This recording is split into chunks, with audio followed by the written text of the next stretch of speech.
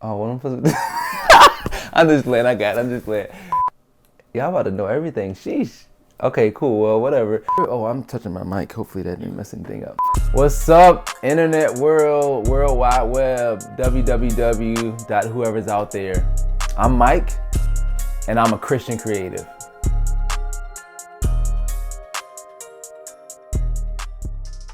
So I'm 31, and I live in the DMV area. I'm a recruiter for a tech company up here, and I love the Lord. I also host events with a group called Culture New Norm. We've been hosting events for about 5 years for young adults and for millennials in the DC area. So if you haven't heard of us, check us out. That's Culture New Norm.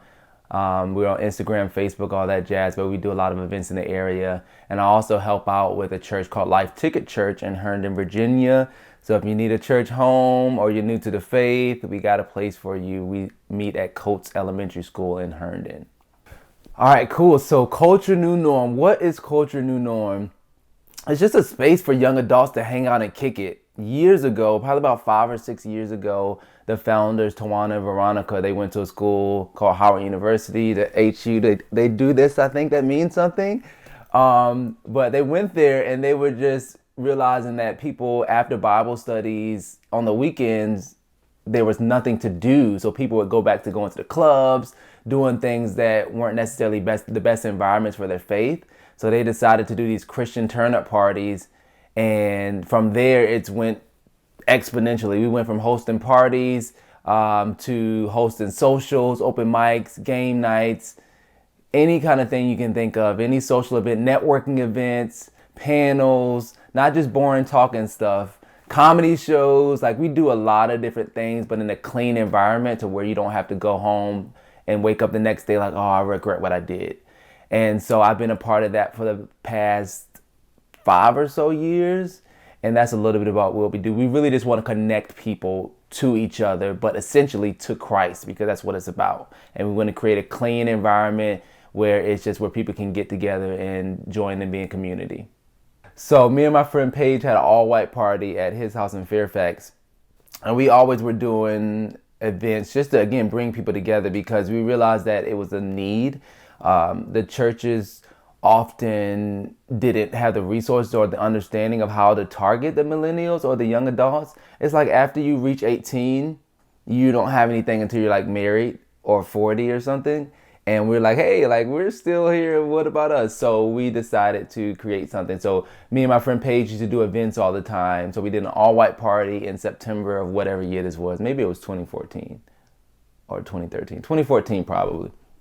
And I met one of the founders, actually both came, I think Tawana and Veronica came because mutual friends, so they came to the party.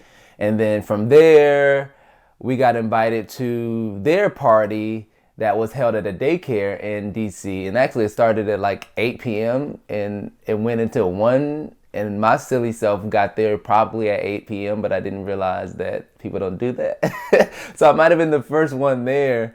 But yeah, since then, I think that very night we stayed behind and helped break down, and we became like the breakdown crew. So we stayed to like 2, 3 a.m. just joking, having a good time breaking down because the daycare had to be put back in place. So everything that was removed, everything that was covered up had to be put back in place.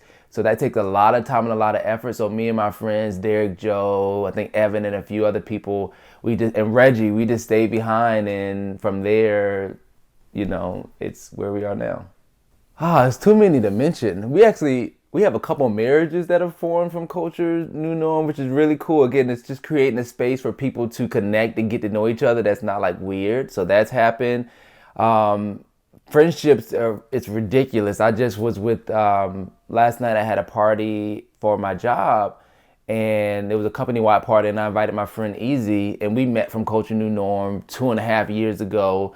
And at the end of this month, I'm doing a cross-country road trip with my friend Aaron. We met at Culture New Norm 2 years ago, or whenever that was. And it's just nuts. It just creates a space where it's free, it's fun. So many of my friends and people that have come have either connected with new people for either work or just really just doing life. Like sometimes you feel hey, I'm trying to do better. Like I want to do better, but if you're not surrounding yourself with people that are living better, you're not going to be better. It's too often that we get sucked into going to church on Sundays and then the rest of our week is not godly. So we just create the space where it's like, hey, you're going to find somebody who loves the Lord and they're going to hold you accountable in a good way. So it's just phenomenal. We have our men's thing out of this that we do called the link. And actually, we don't even make it necessarily too formal because guys don't like anything too formal. But 30 plus guys come out to those events. We had a worship night for the men. And just outside of that, even the women connect with each other on a regular basis, just outside of the event. So the events are like once or twice a month to get that initial connection. And then from there, friendships start to form. From there, community starts to form. From there, lives are changed. So, yep, that's a little bit of how the relationship that were formed. Okay, has already started happening. So a year or two ago, I really should get my dates right. We started a chapter in Detroit called Culture Detroit. And that's just been so great to just be a part of. Not necessarily mentoring that group, but just being available for questions or especially during their inception to let them know, hey, these are the pitfalls we had. This is how you can be excellent and not go through those same things. So they're starting in culture. They started about a year ago and they're doing great events and actually so much so sometimes like I bite off of their events. I'm like, you did what? Oh, we got to do that in DC. But essentially the vision is to kind of create spaces or create chapters in other cities. And it's not necessarily the easiest thing to do because anytime you're trying to build community that's Christ-centered and promoting Christ at the end of the day, you get some backlash and also people might get tired or run on fumes. And so it's a lot of preparation and wisdom that goes into doing that. But I see that being kind of the trajectory. And also, I see it even growing in DC even more. We've grown to a point where a lot of people know us, but I think it's going to go to a new place of excellence, whereas we're not even going to necessarily have to go out and try to find new creative ways. It's literally God's going to bring people or create stuff. Like I have a friend who I met from culture. He's like the spokesperson for culture. He's like, I love Culture New Norm. I love Culture New Norm. I love it. And he's like, I want to help you out with your website. And I'm like, great, because I don't even know if we have one. We do have one, but I haven't looked at it in like years. And he's like, I wanted to be a resource. And it's not like I asked him to do that. It's just that the Lord put on his heart for him to do that. And that's what I believe is going to happen in the near future and going forward. God's going to be putting culture on people's hearts. They're going to be coming to us. They're going to be helping to build it out and to reach more of his children. It came about, so Tawana's sister is actually the leader over there, and Tawana's the founder. So I believe her sister kind of saw what we were doing in DC and has even come to a lot of our events, actually like our New Year's Eve events. So she's kind of been able to see behind the scenes what happens with like actually just throwing events, because that's a big part of what we do.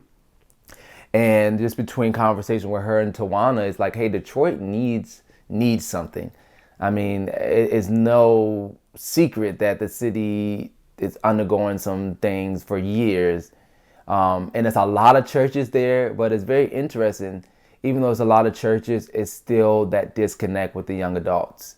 It's still that disconnect with the millennials who maybe might not know God and they aren't comfortable coming to a church, but they would be comfortable coming to an event. And that's kind of the draw of Culture New Norm. We meet at facilities that we rent out. It's not a typical church building. So people aren't going to be, have that stigma, oh, I don't want to go there. It's going to be churchy. It's going to be this, that, and the other. We're just a group of people who love the Lord. It's a lot of some of the things we do are free, and especially our worship nights, and people really come there and change. So that's kind of how it started, with an initial Tawana's sister Sine coming to our events in DC, and also just her being a part of the conversation with Tawana about like the things that culture is doing in DC and the things that the Lord is doing through DC. And from there, it's where it is today with, reaching a lot of people and just growing. It's in its kind of beginning stages, but it's gaining a following, and also they're putting their own spin on it.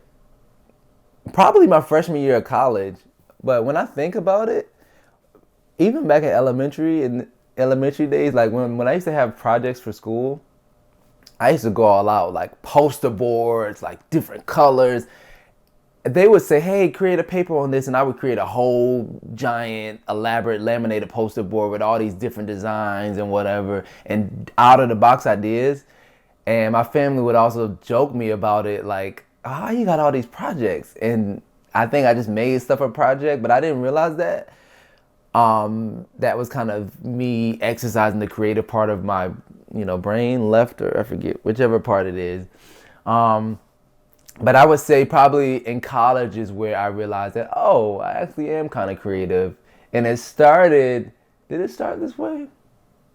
It probably started with a breakup, honestly, I think. So freshman year, girlfriend broke up with me, heart broke, crying, all this other stuff. And I was an orientation leader at that time. So summer after freshman year, me and my friend Karima, she was a singer and a writer, and somehow I got drawn into that. And me and her wrote songs together. And it was some of them were inspired by the breakup. So maybe that's a creative part too as well. So yeah, maybe that's when I realized that, oh, I can do different things that are out of the box. I've been writing music since that time. I told you, since my little heart got broken in May 2008. Is I think probably when my little heart got broken, and that's when I started writing music. So I write music. I have so much songs, like it's ridiculous, and they're almost like if you read Psalms in the Bible, like how David relates to God and stuff. That's kind of how my stuff is. It's not like your traditional like Yolanda Adams or Kirk Franklin or even like Hillsong or stuff like that. It's not like that. It's almost like love songs towards the Lord. So you're gonna be like, who is he talking about? And I'm like, yo, I'm talking about the Lord. But it's real intimate. And that's how we should relate to God. It's not like he's this figure that we don't know. It's like a personal, like deep calls to deep. And if you read Psalms, a lot of the times David is like, I thirst for you, though they slay me. He's like saying all these sort of things. And you're like, why is he so intimate with the Lord? But that's how we need to be. That David was a man after God's own heart. So my stuff is a lot like that, actually. And the vibe is like really dope. So very cool, very different. I guess similar to like, if you know who Cass is, Cass, she's an artist from New Zealand. And her stuff, she has a song called Crowns, which is like probably one of my favorites of all time. And you listen to it and you think it's R&B, but it's not. It's like worship to the Lord. But so I do that. And Jay actually asked me, he saw paintbrushes in here. He's like, do you paint? It's been a while since I painted, but I actually probably... I usually do it when I'm like inspired, so it might have been a year or two. But when I was probably a little while ago, a few years ago, when I was going through some stuff or whatever, I just had to get some stuff out and I just started painting. And it's usually like abstract type stuff. But I do that. Well, I did that. And what else I do? I guess I just create stuff. So create events. I think that's considered being what type of stuff I do as far as being creative. Creating ideas and events, different types of events for Culture New Norm. And not only that, just things at the events. Like even for my birthday this year, I had like a game, like Who Knows Me Well, and I created the questions for that. I thought it would be interesting to have some funny facts and to get people connected with each other. So I had people split up into teams and came up with funny games. And even some of the games are open-ended, like, what do you think a good gift for Mike would be? And people had to think outside of the box. And a couple of them got it. People who wouldn't know me would think, oh, well, you should buy him a gift card or buy him a whatever. And that's a no. I'll take money, but somebody said do service or like taking out the trash. And I'm like, yo, that's a good gift. So it's not like your typical gift. But anyways, that's creative, even how I put the spin on the questions. So, yeah. So these are some things that I like to do, and we'll leave it at that. I love writing music, like I mentioned before, and I love real estate. So I think where I am now is I'm kind of saving money and doing some research. Actually, recently I started like looking up YouTube videos on like flipping houses, and I have a few friends who have done it, and I just love it. Like I love HGTV. I used to want to be an architect all my life. And so I love like residential architecture, doing floor plans and stuff like that. So I would say I would like to have a property that I'm even, not a crazy flip, but just something and kind of making profit, because I do also think the Lord wants to use stewardship of money in my life as well. So I think a part of my destiny is to make money so that I can sow into different people's lives, so I can sow into different ministries, and I think this could be a part of it.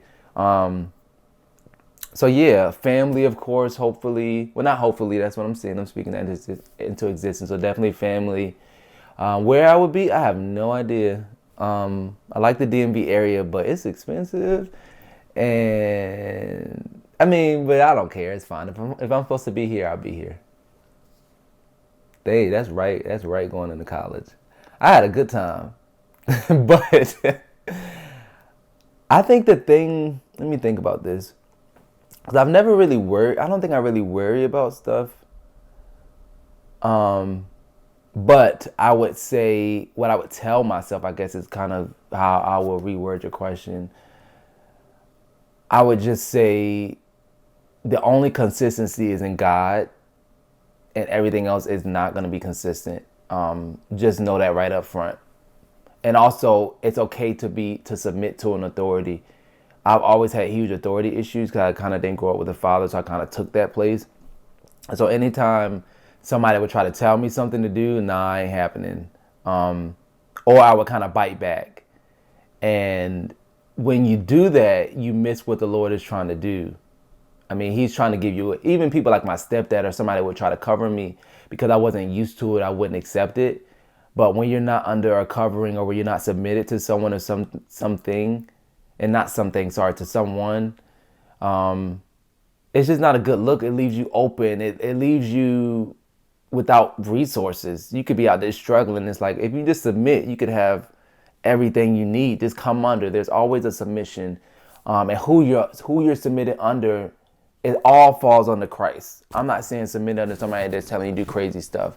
I'm talking specifically about me. Mine was submitting to authority. So it could be, let's say if I did get pulled over by a cop, I used to could have an attitude or whatever. I remember even in college, I had a party or whatever in the dorms, and the cops came and broke it up or whatever. It wasn't nothing crazy, but they came and broke it up, and they said something to me, and I literally was like, well, I got all A's, so I don't know who you're talking to. Or I said something like that for no reason. Like, clearly I was in violation of noise policy, and I'm clapping back at the officer because I got an attitude. Like, come on. So that's what I would tell myself. Submit early, and know that God is the only constant and the only consistent. Creativity just means, I think, out of the box. Either doing something that hasn't been done before, or something that you haven't seen done before, or just taking something and putting a spin on or flipping it. So it could be, for example, I mentioned like events, even how we did events. So we started off with Christian hip hop parties.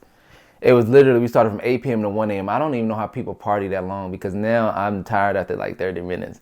But we went from that to doing socials, meaning like before our events, we had an hour of social time where people can connect. And then we flipped it to doing a game night, or we did a bowling, or we did a karaoke. And even for the karaoke, when we did it, there's no Christian karaoke out there, or it wasn't years ago, and we didn't know how to do it. So we had to create it with PowerPoint slides. I literally went through PowerPoint, made slides, put words on it, put instrumental on it, synced up each slide, reviewed it. It took forever. That's creative. If you see something not there, you're actually going out, let me just make it and figure it out. So figuring stuff out for me is kind of creative, or putting a spin on something already there. Well, number one, it's a lot, because we're created beings, and we're made in the image of God, and God's a creator, creation, creative. I think they're kind of similar, right? I would say you are. It's just sometimes you don't even realize you're being creative. Sometimes you think you're just doing work. I'm just doing this, but I'm not creative.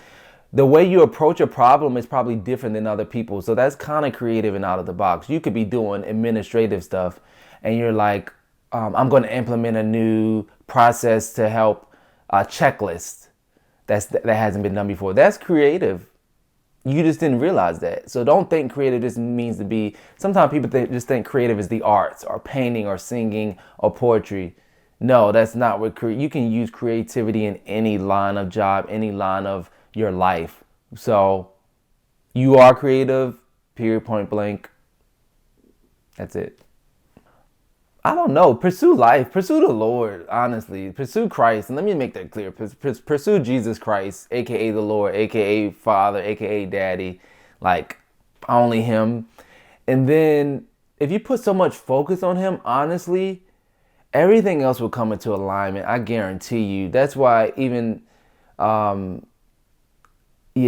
everything will come into alignment. Because when you're focusing on Him, sometimes He's like, all right, you're staring at me so much. Let me just give you that. Let me just give you that. Because you don't even have sense to think about what else you want to do because you're so focused on me. I'm going to put that desire in your heart, or I'm going to put this on your heart. And that's the beauty of it. When you know something's been put in your heart and you weren't necessarily chasing after it, that's how you know it's the Lord. But if you're focused on the Lord, He's going to put the right desires on your heart. He's not going to put these crazy stuff on your heart. So I know we have a lot of other things that we want. Some people want to be married. Some people want career. Some people want this, that, and the other. But my go back to is, are we pursuing those things as much as we're pursuing God, as much as we're pursuing Christ? Are we waking up like, Jesus, I love you, and if we're not, how can we get to that place? You only get to that place through constant pursuit. It's not like you just wake up. And maybe some people do just wake up and have it on their hearts from whatever encounter. But you got to pursue it. The Bible says, draw near to me and I'll draw near to you. Like, draw near to Him and don't stop until you get it. Who's the guy? Jacob. Is it Jacob who wrestled with God or wrestled the angel? He said, I'm not leaving you until you bless me. You got to be like that. Lord, I'm going to be in your face all day, every day, and I ain't leaving. Try to move me. I ain't moving. I'm staying here. And be bold with it. I remember one time I was going through some stuff a few years ago, and I said, look, Lord, I'm not going to sleep until you speak to me right now. I told Him that straight up front, and I was like, nope. And then I fall asleep, and He showed up to me in my dream. Now, He didn't show up to me in the way in which I thought, but He honored what my heart was, and He showed up to me the way in which was best and the way in which He chose. But just be bold with Him. That's what I would just say, and focus on Him is my advice for any and everybody. And that's my final thoughts. Thank you.